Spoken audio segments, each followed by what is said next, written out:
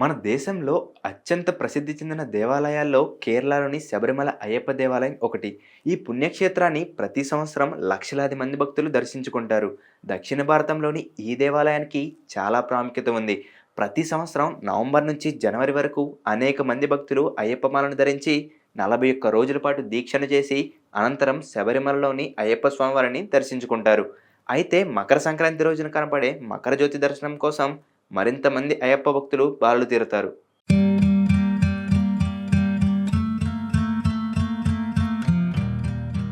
శబరిమలలోని అయ్యప్ప స్వామి దేవాలయం కేరళ పశ్చిమ పర్వత ప్రాంతంలో ఉండగా, ఈ ఆలయానికి సమీపంలోనే తమిళనాడు సరిహద్దు ప్రాంతం కూడా ఉంది. మొత్తం 18 పర్వత శ్రేణుల మధ్య నెలకొన్న ఈ ప్రాంతాన్ని పూంకవనం అని అంటారు. ఈ ప్రాంతమంతా దట్టమైన అడవులు, కొండలతో నిండి ఉంటుంది.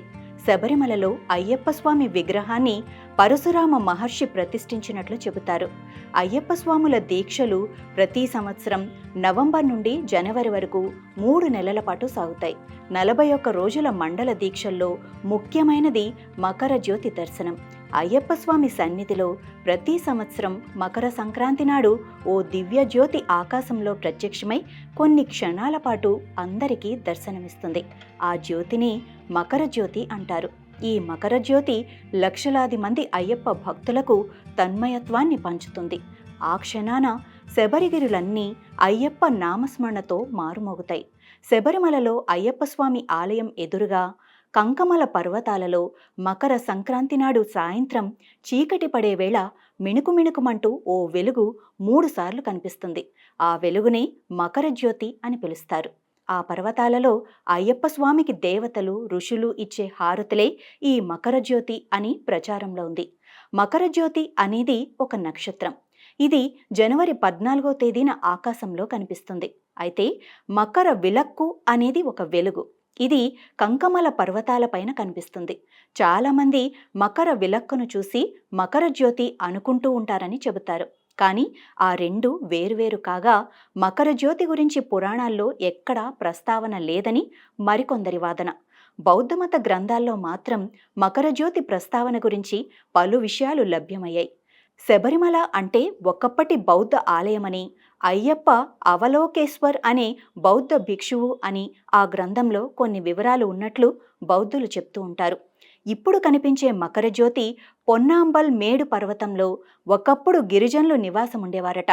ఓ రోజు వారంతా సాయంత్రం చీకటి పడగానే చలికి తట్టుకోలేక పుల్లలు, కట్టెలు వేసి చలిమంటను వేసుకున్నారట. అయితే ఆ రోజు సరిగ్గా మకర సంక్రాంతి కావటం, ఆ చలిమంట కాస్త అయ్యప్ప కొండ మీద ఉన్న భక్తులకు దూరం నుండి ఒక జ్యోతిలాగా కనిపించిందని చెబుతారు. అయితే వారు మాత్రం ఇదంతా స్వామివారి మహిమ అని నమ్మారని, అప్పటి నుండి దాన్ని మకర జ్యోతిగా పేర్కొనటం జరిగిందని ఓ కథ ఉంది. మకర దీపం పూజ సందర్భంగా అయ్యప్ప మాలలు వేసుకున్న వారికి అయ్యప్ప నక్షత్రంగా కనిపించే అరుదైన సంఘటనగా దీనికి ఎంతో ప్రాధాన్యత ఉంది. ఈ అద్భుతమైన జ్యోతి దర్శనం కోసం అయ్యప్ప భక్తులు 48 నుండి 60 రోజుల పాటు కఠినమైన ఉపవాసం పాటిస్తారు. కొందరు హేతువాదులు ఇందుకు సంబంధించి కొన్ని వాదనలు చేస్తున్నారు. పొన్నాంబల ప్రాంతంలో ఓ టవర్లోకి ఎక్కి కర్పూరాన్ని పెద్ద ఆవరణలో వెలిగించి పట్టుకుంటున్నారు. కానీ శబరిమల నుండి చూసే భక్తులకు ఇది మకరంలా కనబడుతుందని వారు చెబుతున్నారు.